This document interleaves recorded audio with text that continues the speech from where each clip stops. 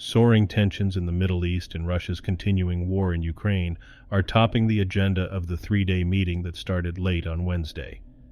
The G7 leaders are expected to issue a united call for Israel to exercise restraint after Iran's unprecedented weekend attack.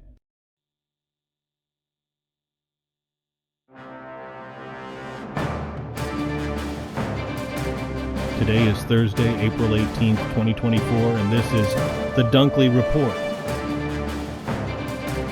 Group of 7 foreign ministers are meeting on the resort island of Capri amid calls for new sanctions against Iran. Soaring tensions in the Middle East and Russia's continuing war in Ukraine are topping the agenda of the three-day meeting that started late on Wednesday. The G7 leaders are expected to issue a united call for Israel to exercise restraint after Iran's unprecedented weekend attack.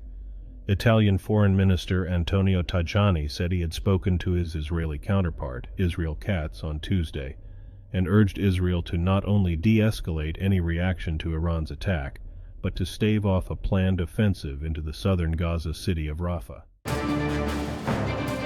Canadian police say 9 people are facing charges in the biggest gold theft in Canadian history from Toronto's Pearson International Airport a year ago. Authorities say 6,600 gold bars worth more than 20 million Canadian dollars or $14.5 million were stolen, and the gold was melted down and used to purchase illegal firearms.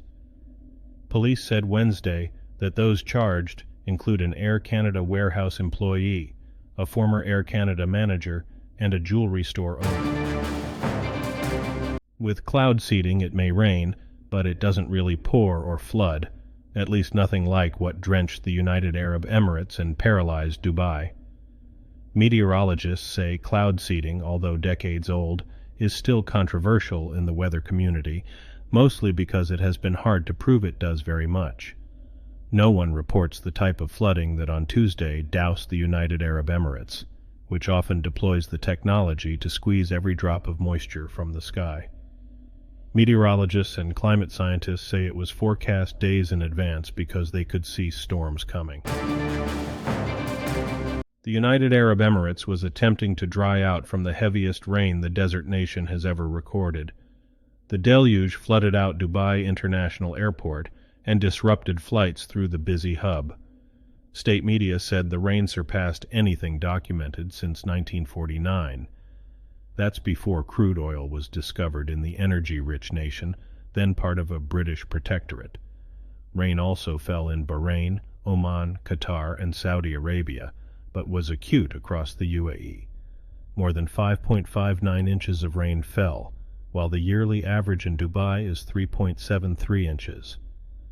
Dubai International Airport acknowledged the flooding left limited transportation options and said the recovery would take time. The Swedish parliament has passed a law lowering the age required for people to legally change their gender from 18 to 16. Those under 18 still need approval from a guardian, a doctor, and the National Board of Health and Welfare. No longer required is a gender dysphoria diagnosis, defined by medical professionals as psychological distress, experienced by those whose gender expression does not match their gender identity. Sweden joins a number of countries with similar laws, including Denmark, Norway, Finland, and Spain. French construction worker Damien Guéraud has spoken of his mixed emotions at being made an Australian permanent resident as reward for his heroism during a knife attack in a Sydney shopping mall that left 6 victims dead and a dozen wounded. The 31-year-old was given an Australian permanent resident visa on Thursday. Guéraud was nicknamed Bollard Man on social media after security camera footage showed him standing at the top of an escalator at the Westfield Bondi Junction Mall on Saturday and menacing knife-wielding Joel Cauchy with a plastic bollard as he approached. Cauchy fled down the escalator and people on Guéraud's floor were safe. Guéraud's temporary work visa was due to expire in July until Prime Minister Anthony Albanese intervened. Myanmar's former leader Aung San Suu Kyi has been moved from prison to house arrest. The military government said Wednesday the move was made as a health measure due to a heat wave. A nationwide conflict in Myanmar began after the army in 2021 ousted the elected government, imprisoned Suu Kyi, and began suppressing nonviolent protests that sought a return to democratic rule. Suu Kyi has been serving a 27-year prison term in the capital Naypyidaw on a variety of criminal convictions her supporters and rights groups say were fabricated for political reasons. Myanmar's meteorological department said Naypyidaw saw temperatures of 39 degrees Celsius on Tuesday afternoon. Lebanon's interior minister says Israeli agents were most likely behind this month's killing of a U.S.-sanctioned Lebanese currency exchanger in a mountain resort overlooking Beirut. The minister said Wednesday that the ongoing investigation points to Israel's spy agency, the Mossad, because of the work of the currency exchanger, who was shot by a large number of bullets. The U.S. Treasury sanctioned the late Mohammed Srour, 57, in 2019 over his alleged money transfers from Iran through Hezbollah to the militant Palestinian Hamas group in the Gaza Strip. There was no immediate comment from the Israeli Prime Minister's office, which oversees the Mossad spy agency. Croatia's governing conservatives have won a highly contested parliamentary election, but without enough seats to rule alone. The ballot Wednesday pitted the ruling conservative Croatian Democratic Union, led by Prime Minister Andrej Plenković, against an alliance of centrist and left-wing parties, informally led by populist President Zoran Milanović and his Social Democratic Party.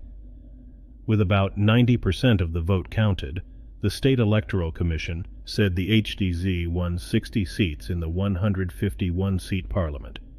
The SDP got 42 seats. Third is the far-right statehood movement with 14 seats, making the party the kingmaker of the vote. Danish firefighters are working to extinguish the last pockets of a fire that gutted Copenhagen's 400-year-old stock exchange building, as owners of the structure looked ahead to rebuilding the iconic landmark. Tuesday's blaze, which destroyed half of the building and toppled its dragon-tail spire, is believed to have started on the roof during renovations, but the cause remains unclear, and police had yet to enter the burned part of the building to investigate. Brian Mikkelsen, head of the Danish Chamber of Commerce, which was headquartered in the old stock exchange and owns the building, says it will be rebuilt, no matter what, and that the board backs the idea. Today's news has been reported by the Associated Press. This has been the World News for Thursday, April 18, 2024. Thanks again for joining us at The Dunkley Report.